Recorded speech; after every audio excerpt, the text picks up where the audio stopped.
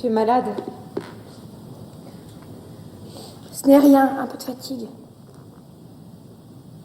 C'est parce que je me suis levée tôt. Moi non plus, je n'ai pas dormi. Il faut que tu dormes, tu serais moins belle demain. Ne te moque pas. Je ne me moque pas. Cela me rassure ce matin que tu sois belle. Quand j'étais petite, j'étais si malheureuse, tu te souviens? Je te barbouillais de terre. Je te mettais des vers dans le cou.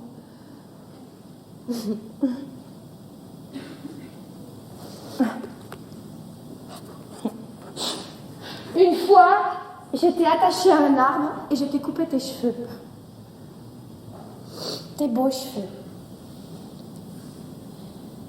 Comme cela doit être facile de ne pas penser de bêtises, avec toutes ces belles mèches lisses et bien ordonnées autour de la tête. Pourquoi parlais-tu d'autre chose? Je ne parle pas d'autre chose. Tu sais, j'ai bien pensé, Antigone. Oui? J'ai bien pensé toute la nuit. Tu es folle. Oui. Nous ne pouvons pas. Pourquoi? Il nous ferait mourir. Bien sûr! À chacun son rôle. Lui, il doit nous faire mourir. Et nous devons aller enterrer notre frère. C'est comme cela que ça a été distribué. Qu'est-ce que tu veux que nous y fassions? Je ne veux pas mourir. Moi aussi. J'aurais bien voulu ne pas mourir. Écoute. J'ai bien réfléchi toute la nuit. Je suis l'aînée, je réfléchis plus que toi. Il y a des fois, il ne faut pas trop réfléchir. Si, Antigone. D'abord, bien sûr, c'est horrible, et j'ai pitié, moi aussi, de mon frère. Mais je comprends un peu notre oncle. Moi, je ne veux pas comprendre un peu. Il est le roi, il faut qu'il donne l'exemple. Et moi, je ne suis pas le roi! Chut! Il ne faut pas que je donne l'exemple, moi. Elle fait ce qui lui passe par la tête, la petite Antigone. La sale bête, l'entêtée, la mauvaise. Et puis après, on la met dans un coin ou dans un trou, et c'est bien fait pour elle. Elle n'avait qu'à ne pas désobéir. Allez, allez. Tes sourcils joints, ton regard droit devant toi et te voilà lancé sans écouter personne. Écoute-moi, j'ai raison plus souvent que toi. Je ne veux pas avoir raison. Essaie de comprendre, moi. Comprendre? Vous n'avez que ce mot-là dans la bouche, tous. Depuis que je suis toute petite. Il fallait comprendre qu'on ne peut pas toucher à l'eau. À la belle et fuyante eau froide parce que ça mouille les dalles. À la terre parce que ça tache les robes. Il fallait comprendre qu'on ne doit pas manger tout à la fois. Donner tout ce qu'on a dans ses poches aux mendiants qu'on rencontre. Courir. Courir dans le vent jusqu'à ce qu'on tombe par terre et boire quand on a chaud. Et se baigner quand il est trop tôt ou trop tard. Mais pas juste quand on en a envie. Comprendre. Toujours comprendre. Mais moi, je ne veux pas comprendre. Je comprendrai quand je serai vieille. Si je deviens vieille, pas maintenant. Il est plus fort que nous, Antigone. Il est le roi. Et ils pensent tous comme lui dans la ville. Ils sont des milliers et des milliers autour de nous. Grouillant dans toutes les rues de Thèbes. Je ne t'écoute pas. Ils nous hueront. Ils nous prendront avec leurs 1000 bras, leurs 1000 visages et leur unique regard. Ils nous cracheront à la figure. Et il faudra avancer dans leur haine, sur la charrette, avec leur odeur et leur rire, jusqu'au supplice. Et souffrir? Il faudra souffrir. Sentir que la douleur monte, qu'elle est arrivée au point où on ne peut plus la supporter, qu'il faudrait qu'elle s'arrête, mais qu'elle continue pourtant et monte encore, comme une voix aiguë. Oh, je ne peux pas. Je ne peux pas.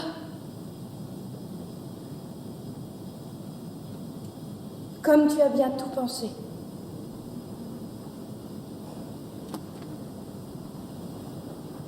Toute la nuit.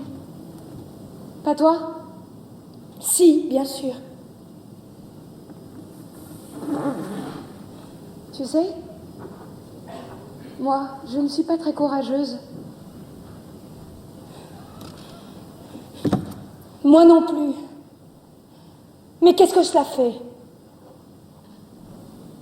Tu n'as donc pas envie de vivre, toi? Pas envie de vivre. Qui se levait, la première le matin, rien que pour sentir l'air froid sur sa peau nue? Qui se couchait la dernière, seulement quand elle n'en pouvait plus de fatigue pour vivre encore un peu plus la nuit? Qui pleurait déjà, toute petite, en pensant qu'il y avait tant de petites bêtes, tant de brins d'herbe dans le pré, et qu'on ne pouvait pas tous les prendre? Oh, ma petite sœur. Ah non, laisse-moi. Ne me caresse pas. Ne nous mettons pas à pleurnicher ensemble maintenant. Tu as bien réfléchi, tu dis. Tu penses que toute la ville hurlante contre toi, tu penses que la peur et la douleur de mourir, c'est assez. Oui, sers-toi de ces prétextes. Je t'en supplie, Antigone. C'est bon pour les hommes de croire aux idées et de mourir pour elles. Toi, tu es une fille. Une fille, oui. Ai-je assez pleuré d'être une fille? Ton bonheur est là, devant toi. Et tu n'as qu'à le prendre, tu es fiancée. Tu es jeune, tu es belle. Non, je ne suis pas belle. Pas belle comme nous, mais autrement. Tu sais bien que c'est sur toi que se retournent les petits voyous dans la rue. Que c'est toi que les petites filles regardent passer, soudain muettes, sans pouvoir te quitter des yeux jusqu'à ce que tu aies tourné le coin. Des voyous. Des petites filles. Et aimons, Antigone?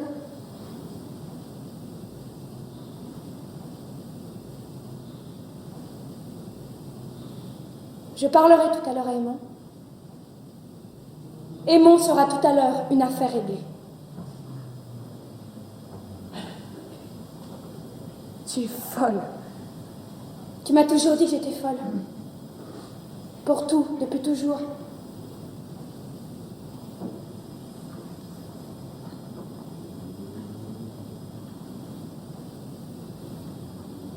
Va te recoucher, Ismène. Il fait jour maintenant, tu vois. Et de toute façon, je ne pourrai rien faire. Mon frère mort est maintenant entouré d'une garde exactement comme s'il avait réussi à se faire roi.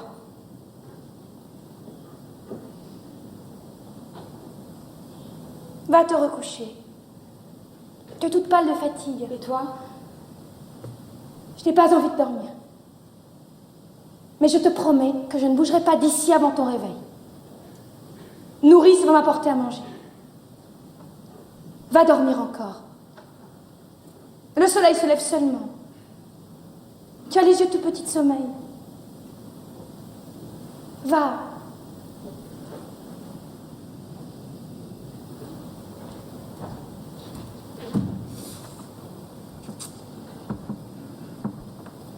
Je te convaincrai, n'est-ce pas? Je te convaincrai, tu me laisseras te parler encore. Je te laisserai me parler encore, oui. Je vous laisserai tous me parler. Va dormir maintenant, je t'en prie.